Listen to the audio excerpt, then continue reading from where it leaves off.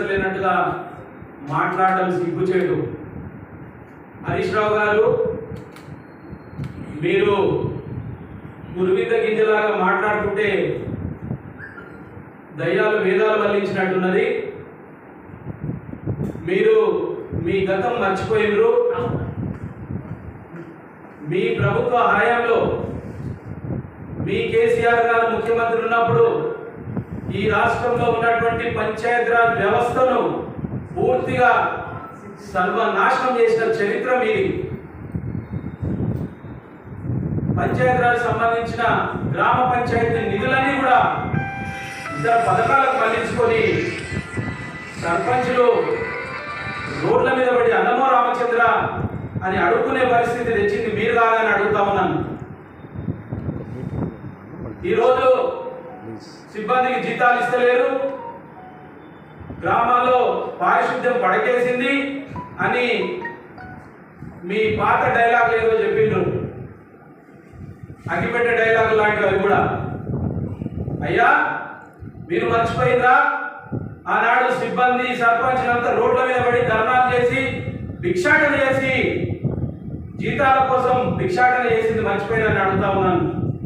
అంతేకాకుండా కొందరు సర్పంచులు మీరు చెప్పిన పనులు చేసి బిల్లులు రాక ఆత్మహత్యలు చేసుకున్న మాట నిజం కాదని అడుగుతా ఉన్నాను. పారిశుద్ధ సిబ్బందికి జీతాలు ఇచ్చి సర్పంచులకు బిల్లులు రాక వాళ్ళందరూ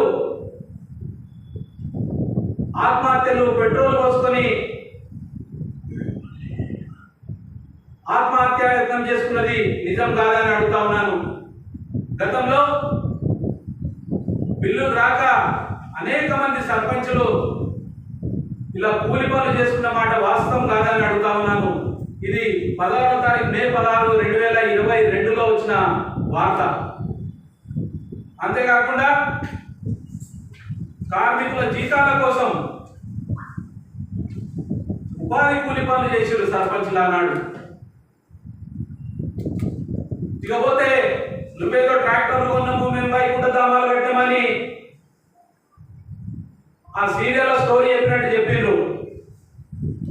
మీరు కమిషన్ల కోసం కక్కుర్తి పడి ట్రాక్టర్లు కొని వాటికి కిస్తులు కట్టలేక ఆనాడు సర్పంచులు వాటిని రోడ్డున పడేస్తే ఆ ట్రాక్టర్లు మళ్ళీ ముంచుకపోయింది. ఆనాడు కూడా ఇలాంటి వార్తలు మీ ప్రభుత్వంలో చాలా వచ్చినాయి, అని మీరు మర్చిపోతున్నారు హరీష్ రావు గారు. ఇది ఏప్రిల్ 21, 23. అంతేకాకుండా ఇది ఒక్కటే కాదు, అసలు వ్యవస్థను మొత్తం సర్వనాశనం చేసి చెరబట్టిన మీరు పంచాయతీరాజ్ వ్యవస్థను. అది మర్చిపోయి ఈరోజు ఏదో నీతులు చెప్తా ఉన్నారు మీరు.